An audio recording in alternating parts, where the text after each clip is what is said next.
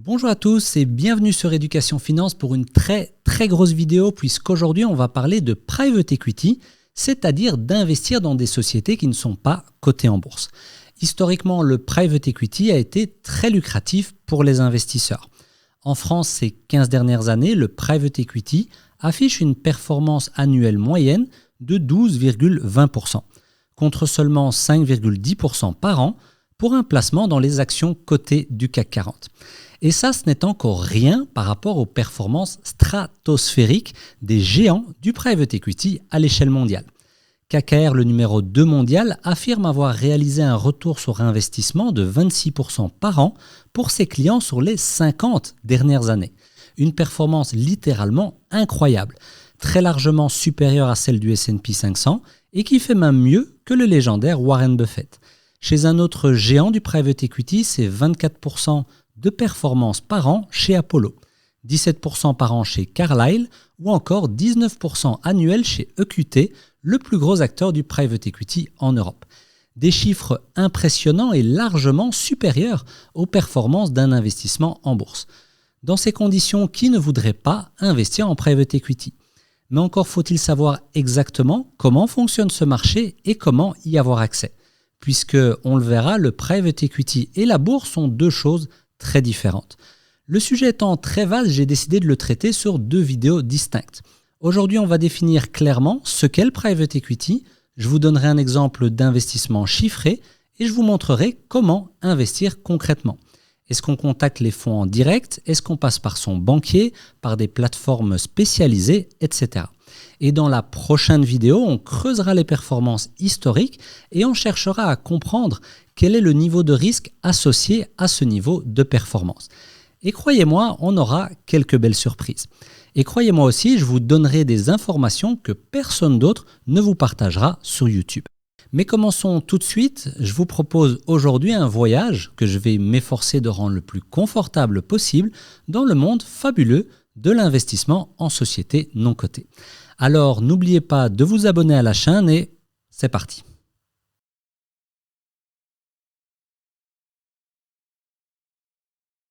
Alors, c'est quoi le private equity? Commençons d'abord par la base. Le mot equity veut dire action. Donc, le private equity, c'est investir dans des actions privées, c'est-à-dire des actions non cotées en bourse. Le private equity, ou en français capital investissement, s'oppose donc au public equity, les actions qui sont cotées en bourse.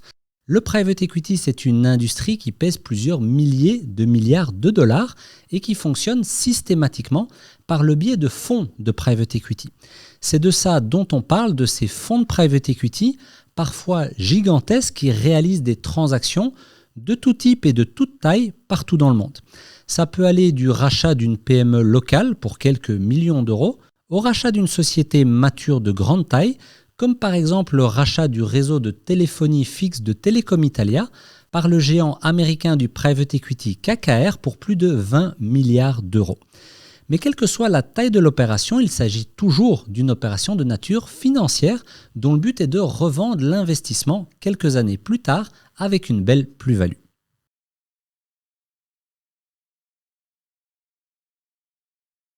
Il faut savoir qu'il existe 4 types de fonds de private equity qui se différencient de par le fait qu'ils investissent dans des sociétés qui sont à des stades différents de leur développement. Je vous présente rapidement ces 4 types de fonds et puis on se focalisera sur le type le plus courant et je vous donnerai un exemple concret et chiffré. Si la société cible est petite et en phase de démarrage, alors elle est tout en bas de la courbe. Dans ce cas, elle peut avoir besoin d'argent pour se développer, financer de la recherche, de l'investissement en matériel, etc. C'est la partie du private equity qu'on appelle le capital risque qui va financer des sociétés non cotées qui sont en phase de démarrage, comme des startups par exemple. Ces sociétés ont parfois du mal à trouver des capitaux car les banques ne veulent pas leur prêter, estimant le risque trop élevé. Elles peuvent alors se tourner vers des fonds de private equity qui vont, eux, accepter de prendre le risque en l'échange d'un pourcentage des actions de la société qu'ils revendront plus tard. Le capital risque n'est donc pas juste une transaction de financiers qui veulent gagner de l'argent. Ça répond à une demande réelle des entrepreneurs de trouver du financement pour se développer. Et c'est en ça que le private equity est un véritable acteur de l'économie réelle. Et c'est pour ça aussi que de nombreux États cherchent à développer le private equity. Deuxième forme de private equity, le capital développement, ce qu'on appelle en anglais le venture capital, qui consiste à financer des sociétés qui ne sont plus en démarrage, mais qui restent encore néanmoins des sociétés assez jeunes et en fort besoin de capital. Ici aussi, les fonds de private equity vont apporter du capital nécessaire au financement de la croissance en l'échange d'une partie des actions. Mais, et c'est très important, ils vont aussi apporter de l'expertise en amenant des professionnels de la finance, des consultants ou encore d'anciens chefs d'entreprise au conseil d'administration des sociétés dans lesquelles ils investissent. Les acteurs du private equity apportent donc du capital, mais aussi des connaissances et un réseau qui vont permettre de maximiser les chances de développer au mieux les sociétés dans lesquelles ils investissent.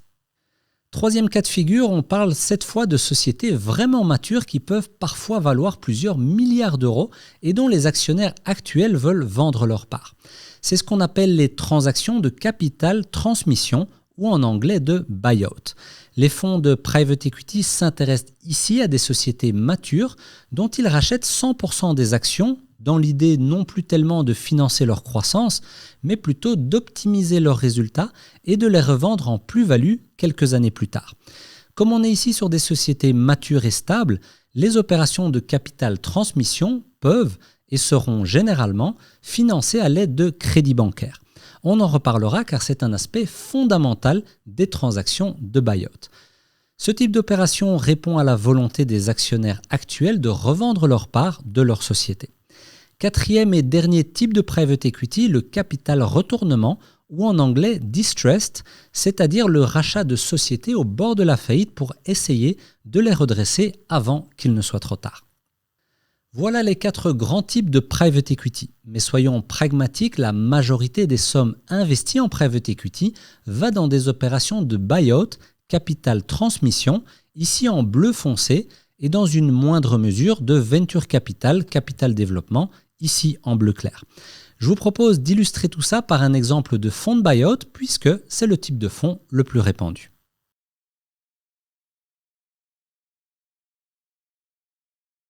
Voyons maintenant un exemple de fonds de private equity et comment ça fonctionne concrètement. Imaginez que votre banquier ou votre conseiller financier vous appelle et vous propose un investissement en private equity. Il vous présente un fonds de private equity qui va être lancé et qui a besoin de fonds pour réaliser ces investissements. Admettons que cet investissement vous intéresse et que vous décidez d'investir jusqu'à 100 000 euros dans ce fonds de private equity. Votre conseiller financier ainsi que les autres conseillers financiers du pays ou de la région vont faire la même chose auprès d'autres investisseurs intéressés. Admettons que collectivement, ils arrivent à lever jusqu'à 100 millions d'euros d'engagement vis-à-vis de ce fonds de private equity. Donc vous avez un fonds qui aura une taille de 100 millions d'euros et votre engagement à vous est de 100 000 euros. Ce qui va se passer, c'est qu'à partir de ce moment-là, les gérants du fonds de private equity savent qu'ils peuvent investir jusqu'à 100 millions d'euros en rachetant des sociétés non cotées. Et admettons que quelques mois après que vous ayez signé votre engagement, votre banquier vous rappelle en vous disant voilà, le fonds de private equity a déjà trouvé une première société dans laquelle investir et on va avoir besoin d'une partie des engagements que vous avez signés. Donc par exemple, le fonds de private equity d'une taille de 100 millions a trouvé une cible, une société cible qu'ils vont racheter pour 20 millions d'euros. Donc en théorie, à ce moment-là, on devrait appeler 20% du fonds et donc, à votre échelle, 20% de votre engagement. Donc on devrait vous demander d'envoyer 20 000 euros pour que collectivement, il y ait 20 millions d'euros qui soient disponibles au niveau du fonds. Mais on va rajouter une petite technicité puisque, comme je vous l'ai dit, ces fonds vont utiliser aussi du crédit bancaire pour financer les acquisitions.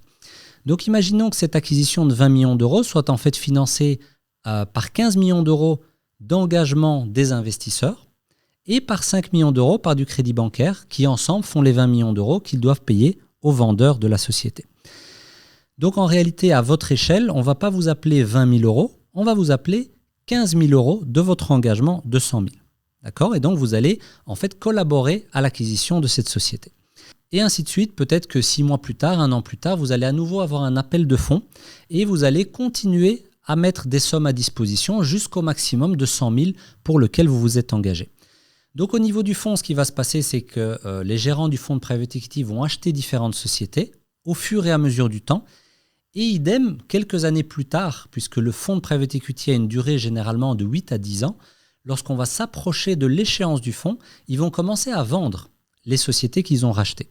Et donc, petit à petit, vous allez être remboursé de l'investissement que vous avez réalisé avec votre part de plus-value qui va également revenir petit à petit. Donc, en fait, dans un fonds de private equity, vous envoyez l'argent progressivement à travers le temps et vous êtes remboursé et vous récupérez la plus-value progressivement au fil du temps également. C'est une caractéristique très importante des fonds de private equity qui fait une différence par rapport à un investissement en bourse.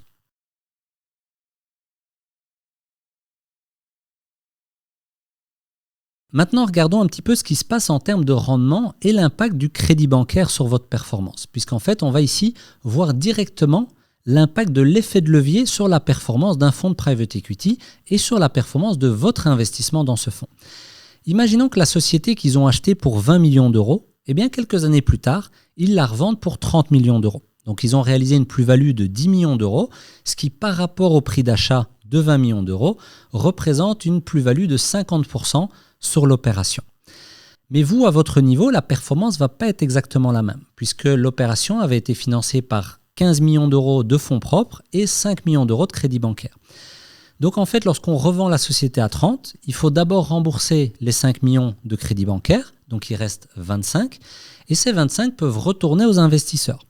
Donc les investisseurs, ils avaient mis 15 et ils récupèrent 25. Donc en fait, ils ont aussi une plus-value de 10, mais non pas calculée sur 20, mais calculée sur 15. Donc en fait, la performance, elle est de 10/15e, c'est-à-dire 66%.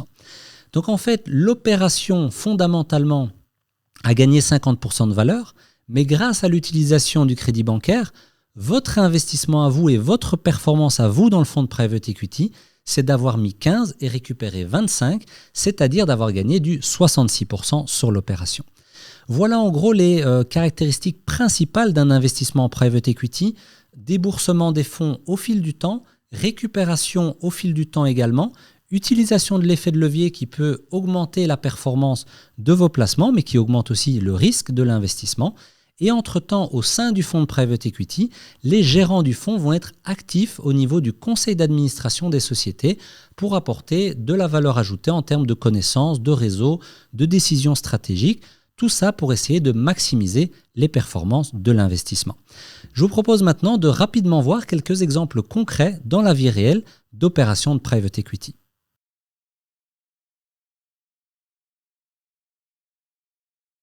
Comme je vous le disais en introduction, les fonds de private equity réalisent des transactions de toute taille. Ça peut aller du rachat par exemple d'un club de foot pour 20 millions d'euros à de grosses transactions comme le rachat pour 600 millions d'euros par Blackstone de la société Cediver, le leader mondial de l'isolation des lignes électriques aériennes. Jusqu'à des transactions absolument gigantesques comme le plus gros deal de private equity de 2021, le rachat du réseau de téléphonie de Telecom Italia par le géant américain KKR pour plus de 20 milliards d'euros. Et en réalité, le private equity ne se met pas de limite puisqu'ils vont jusqu'à racheter des sociétés cotées en bourse pour les sortir de la bourse afin qu'elles redeviennent private. Par exemple, on voit ici qu'en mai 2024, il y a eu pour 30 milliards de dollars de sociétés cotées en bourse qui ont été sorties de la bourse par des acteurs du private equity.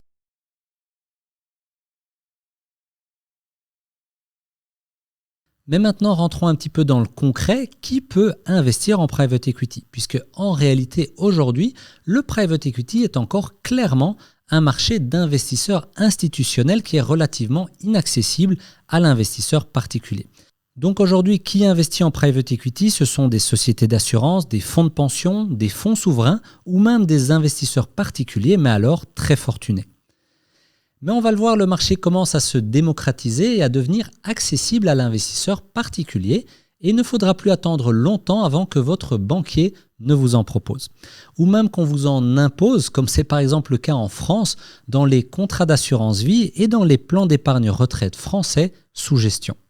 Vous l'avez compris, le private equity va s'investir dans votre patrimoine, alors voyons concrètement comment investir.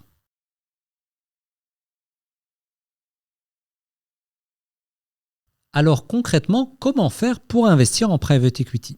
Vous avez certaines plateformes internet qui commencent à démocratiser l'accès aux fonds de private equity, comme par exemple la plateforme Ramify qui vous permet d'investir dans une sélection de fonds de private equity avec des tickets d'entrée qui sont très faibles puisqu'on commence avec des tickets d'entrée à 1 000 €, ce qui est très largement inférieur à ce qui est normal sur le marché du private equity. Vous avez un autre acteur comme Moonfare par exemple qui vous permet également d'avoir accès aux meilleurs fonds de private equity du marché mais avec un ticket d'entrée de 50 000 €. Donc on le voit, il y a encore du travail à faire sur la démocratisation mais sur certaines plateformes, vous avez clairement déjà accès au private equity.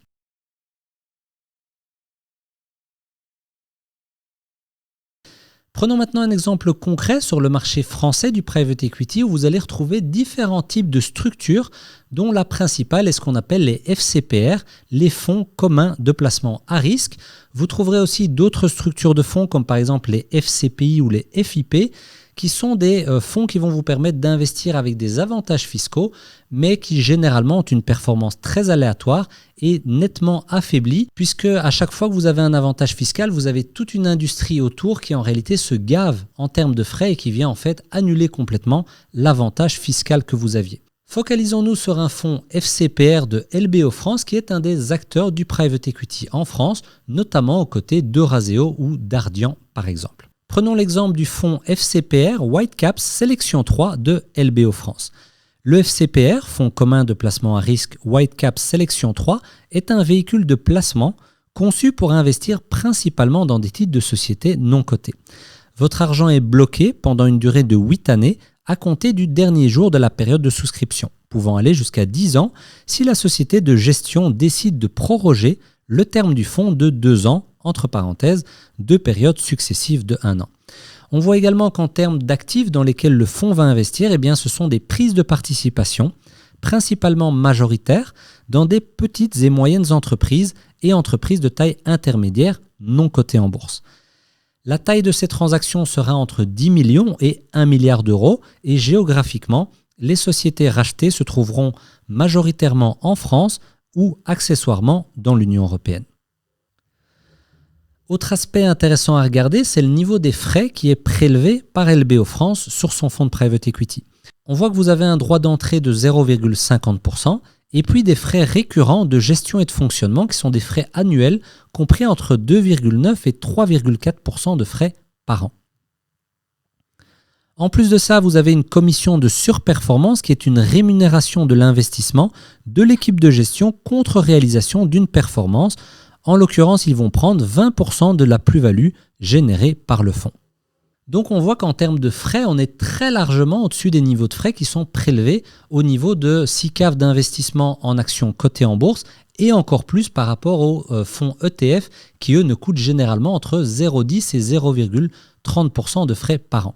Donc on est sur quelque chose de très différent et notamment parce que les fonds de private equity vont être actifs directement au sein des sociétés qu'ils rachètent. On voit ici quelques informations complémentaires sur ce fonds avec un positionnement d'actionnaires majoritaire permettant un pilotage actif. Les fonds gérés par LBO France sont la plupart du temps majoritaires. Ce positionnement permet de construire un partenariat actif avec le management tout en restant maître des stratégies de cession et du calendrier de cession.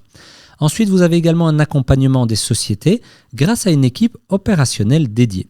LBO France, dans cet exemple, dispose d'une équipe interne de 5 personnes au profil varié. Anciens chefs d'entreprise ou consultants qui accompagnent les dirigeants des sociétés en portefeuille dans la mise en place de leur plan de création de valeur.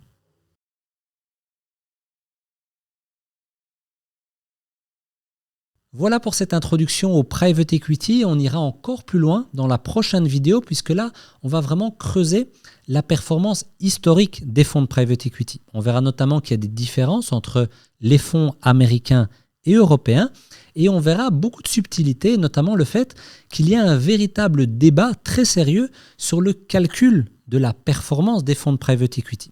On va parler notamment d'IRR, on parlera de différences de performance entre les États-Unis et l'Europe, on va parler du fait que le private equity devient une industrie mature et on va voir l'impact que ça a sur la performance des fonds. On verra également, je regarde sur ma liste parce que ça me sort de la tête, on va également parler de la hausse des taux d'intérêt et de l'impact de cette hausse des taux d'intérêt sur l'effet de levier, les crédits bancaires qui sont utilisés activement par les fonds de private equity. Donc en gros, on va voir encore énormément de choses et on va être très concret, on va aller objectiver la performance et les niveaux de risque qui sont associés à un investissement en private equity.